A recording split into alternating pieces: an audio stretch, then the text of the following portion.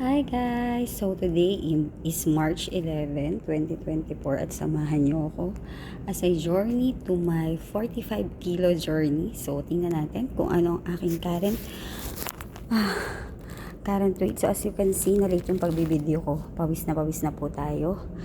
So tingnan natin ilang kilo na ba ako at ilang kilo pa ang babawasin ko. Samahan niyo ko. I will share with you guys yung food, yung mga videos, mga fitness videos na gagawin ko everyday para dun sa journey ko na to. So today, nandito ako ngayon sa office, sa gym ng office at maaga akong pumasok to have some time na. So ako ay 52.9 as of today. So nandito ako sa office, gym office, para ako pumasok para mag-gym. So tapos na ako dun sa aking 30 minutes belly workout. So ngayon naman ay tatakbo ako ng ilang minuto.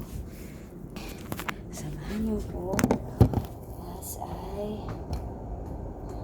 journey to this gym. Okay?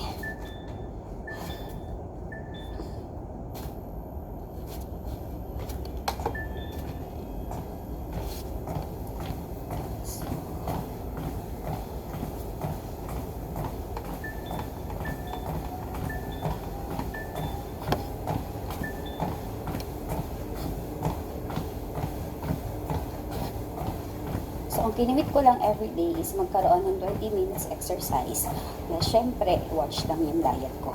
Actually, hirap kasi na mag-diet. Ang hirap kong isip ng mga ways. Though, alam ko naman na maraming mga pwede i-follow. Pero feeling ko, hindi siya applicable sa akin. So, I tried intermittent fasting, pero naging hyperacidic ako. So, I'm trying low carb. Pero, diba, ang daming tukso sa paligid. So, now, tingnan natin kung anong magagawa ko, kung anong ma-achieve ko sa food, sa exercise, para ma-achieve ko yung aking 45 kilo journey. So nakita niyo naman, 53 yung kilo ko, so I have to lose 8 kilogram. Ano kaya yung gano'n kaya katagal tong journey ko para ma-achieve ko yung aking ideal weight? So samahan niyo ako, hindi ko alam, samahan niyo ako, kailan siya matatapos, kailan ko siya ma-achieve.